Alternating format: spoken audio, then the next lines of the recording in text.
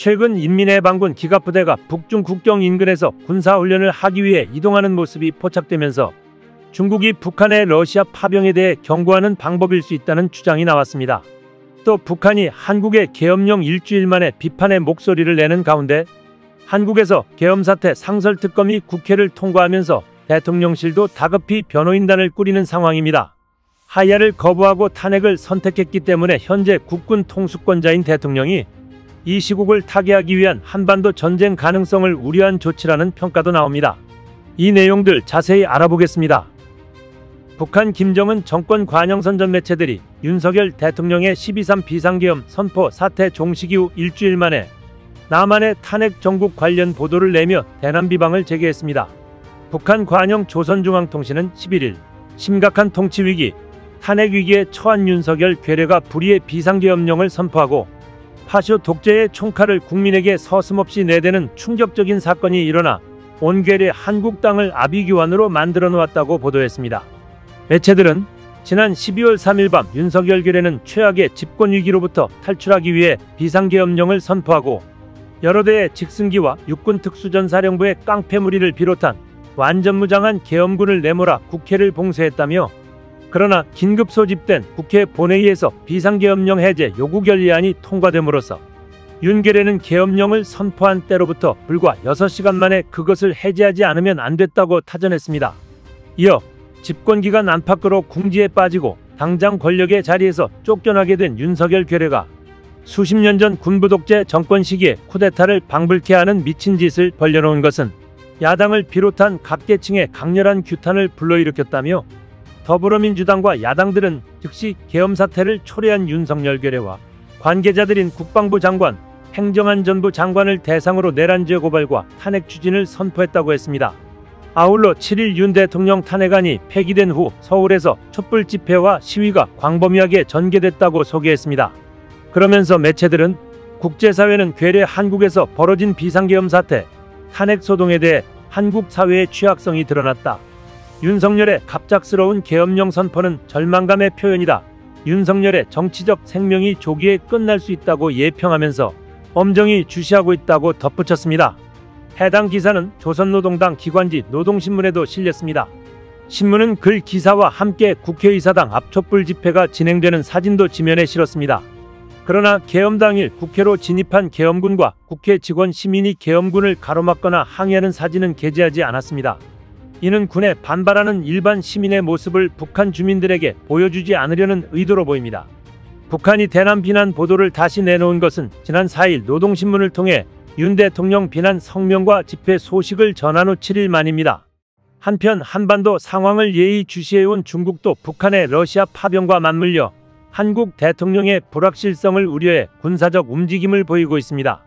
일본 교도통신은 지난달 23일 샌드연구소 소식통을 인용해 22일 중국 북동부 야오닝성에서 촬영된 영상을 입수했다며, 인민해방군 장갑차 수십 대가 선양, 단둥 고속도로에서 호송차를 타고 국경을 향해 이동하는 모습이 담겨 있다고 전했습니다. 호송대에는 군용 트럭과 중국식 험비 스타일의 차량이 포함되어 있었는데 이들은 지휘 부대 역할을 했을 가능성이 높습니다.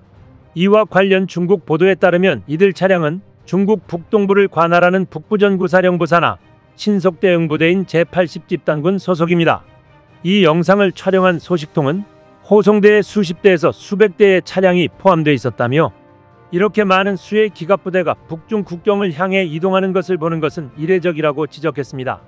인민해방군 기갑부대 이동은 국정원이 북한군 특수부대 1,500명을 러시아에 파견한 데 이어 1만 명을 추가로 파견할 예정이라고 발표한 직후 이루어졌습니다. 전문가들은 북한의 러시아에 대한 군사적 개입이 지역적으로 미치는 영향에 대한 중국의 우려를 반영하는 것이라고 보고 있습니다. 중국은 공식 논평을 내놓지 않았지만 인민해방군의 국경 배치는 북한에 대한 계산된 경고로 여겨지고 있습니다. 또 한반도에서 전쟁이 일어날 가능성에 대해 판단한 조치로 보입니다. 한국의 계엄령 사태가 수개월부터 준비해온 정황이 있었기 때문에 동아시아 지역에 대한 유사 상황에 대한 대비를 하는 모양새입니다. 장롱판 텐진 외국어대학교 국립지역연구소 소장은 중국은 북한의 핵 도발과 러시아와의 긴밀한 관계에서 비롯된 지역 갈등을 막아야 한다며, 핵 문제에 대해 미국, 한국과 협력하면서 북한의 예측할 수 없는 행동을 관리하는 것이 중요하다고 말했습니다. 한편 중국 인민해방군은 고위급 군 인사에 대한 공개 발표를 하지 않는데 홍콩 명보는 북부전구 사령원이 지난 8월 5일자로 황밍으로 교체됐다고 보도했습니다. 혹여나 한국에서 2차 계엄령이 발동될 시 윤석열의 무모한 행동을 막기 위해 미국이 직접 개입하겠다는 말이 나오는 상황입니다. 북한에 무인기를 보내 계엄 상황을 만들려 했다는 것도 하나 둘 밝혀지고 있어 자칫 한반도가 경랑 속으로 빠질 수 있기 때문입니다. 이런 사이 일본 우익에서는 한국의 혼란을 틈타 독도를 점령하자는 말까지 나오고 있고 한국 상황으로 반사이익을 노리는 국가도 나오고 있습니다. 최근 한국의 비상계엄 사태와 관련해 일부 일본 극우 인사들이 다케시마 탈환 기회라고 주장해 논란이 일었습니다. 윤석열 대통령이 비상계엄을 선포한 다음 날인 4일 일본 중의원을 지낸 나가오 다카시는 자신의 X에 한국의 비상계엄 해제 어떤 의미에서 다케시마 탈환 기회였다. 앞으로는 그 준비를 해나갈 필요가 있다고 주장했습니다.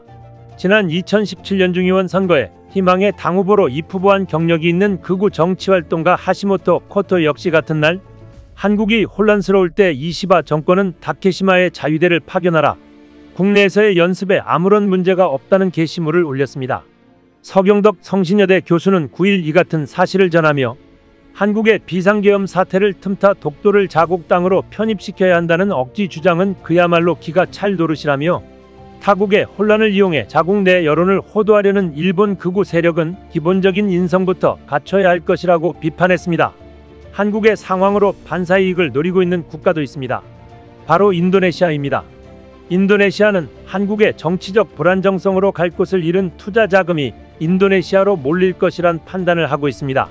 글로벌 투자 시장에서 한국의 입지가 위태로워지는 모양새입니다.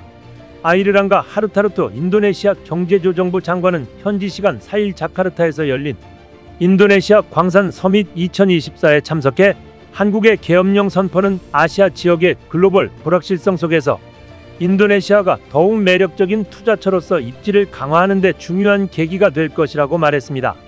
아이르랑가 장관은 어젯밤 한국에서 계엄령이 선포되고 국회의원 190명이 해산한 일을 보면 아직 완료되지 않은 한국 지역에 불안정성이 있을 수 있다며 이것은 인도네시아의 기회라고 강조했습니다.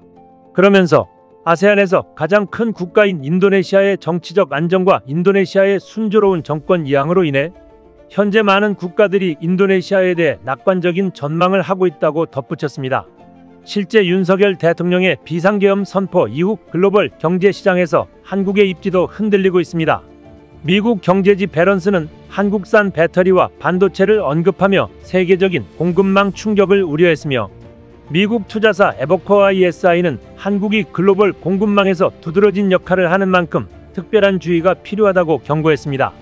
하지만 한국을 비롯한 아시아 국가들은 혼란을 극복하고 회복할 수 있을 만큼 저력이 있다고 국제통화기금 이코노미스트들이 평가했습니다.